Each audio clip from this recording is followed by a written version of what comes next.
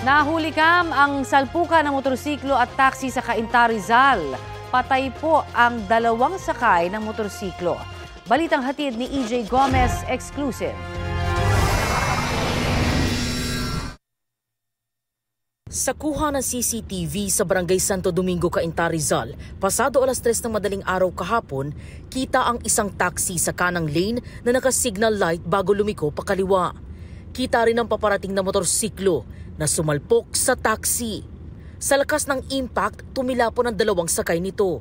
Base sa investigasyon ng pulisya, galing sa Angono ang magkaibigang sakay ng motorsiklo na pauwi na raw sana sa Quezon City nang maganap ang aksidente.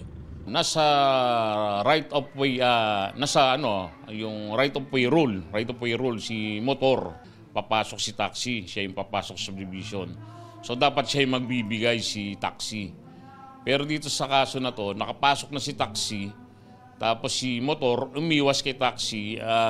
Ang nangyari naman, doon sila nagkaroon ng miscommunication sa kanilang mga galawan. Kaya ang naging resulta, natumbok ni taxi si motor. Dead on the spot ang 19 anyos na babaeng angkas. Ang 20 anyos na lalaking rider isinugod sa ospital pero namatay rin kalaunan. Both victims suffered multiple injuries sa kanilang different parts of their body. Based sa doktor, head traumatic injury yung kanilang mga natamong sugat, kaya daglian ng kanilang pagkamatay. Ayon sa pulisya, nadamay rin ang 3 malapit sa pinangyarihan ng aksidente. At itong motor ay humataw doon sa papunta sa mga vendor na mayroong na-injured na isa pang babae at saka 2 minor de edad.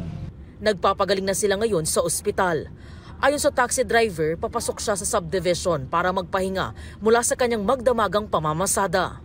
Yung motor malayo pa. Ngayon, nung pag-abanti ko, akala ko hihinto siya. Ang tuloy niya nakalabas na nga ako, nandyan ako nga sa may papasok na ako ng nagulat ako bigla lang kumalampag yung ng harapan ko. Hinabol niya pala ako, lulusot siya. Humihingi ako ng kapatawaran sa kanila kung kaya nila akong patawarin. Dahil ang totoo naman, kung iisipin, wala akong kasalanan. Ayon naman sa kaanak ng mga biktima, hihingi po sana kami ng justice sa pagkasawi ng aming kaanak. Dun sa taxi driver po, kung naging maingat lang sana kayo sa pagmamaneho, hindi po sana tayo kumantong sa ganito. Sa Cainta Municipal Police Station Custodial Facility, nakadetain ang taxi driver. Maharap siya sa reklamong reckless imprudence resulting in 2 counts of homicide with serious physical injuries and damage to property. EJ Gomez, nagbabalita para sa GMA Integrated News. Isa ang patay sa karambola ng 6 na sasakyan sa Sual dito sa Pangasinan. Sa bayan naman ng Manawag, patay sa pamamaril ang isang ginang. Ang mainit na balita hatid ni CJ Torida ng GMA Regional TV. Dead on the spot ang isang ginang na 57 taong gulang matapos barilin sa Uraan, East Manawag, Pangasinan. Ayon sa mga otoridad, nagtamo siya ng tama ng bala sa ulo at iba't ibang bahagi ng katawan. Nakatakas ang mga sospek sakay ng motorsiklo. Sa hot pursuit operation, naaresto ang isa sa mga sospek. Ang tinitinang dahilan sa pamamaril, away sa lupa. Okay. Land dispute yung lumalabas. Alright. Ngayon, right after the incident, nag-conduct naman ng pursuit operation yung ating mga kapulisan dyan sa Manawag na nagresulta ng pagka-aresto ng suspect. Tinutugis naman ang isa pang suspect. Tumangging magbigay ng pahayag ang kaanak ng biktima.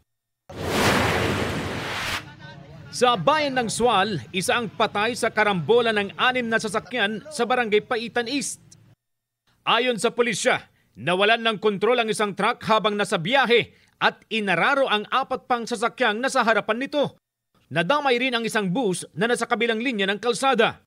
Mahaharap sa karampatang reklamo ang driver ng truck. Wala siyang pahayag. CJ Torida ng GMA Regional TV, nagbabalita para sa GMA Integrated News. Niyanig naman ng magnitude 5.7 na lindol ang Tarlac City. Nangyari yan mag-alas 6 kaninang umaga. Ayon sa PHIVOLCS na italang epicenter ng lindol 3 kilometro sa hilagang silangan ng lungsod. naramdaman ang Intensity 3 sa Bani, Pangasinan, habang Intensity 2 at 1 naman sa ilang pang bahagi ng Northern at Central Luzon. Sabi ng PHIVOLCS, walang inaasahang pinsala pero asahan daw ang aftershocks.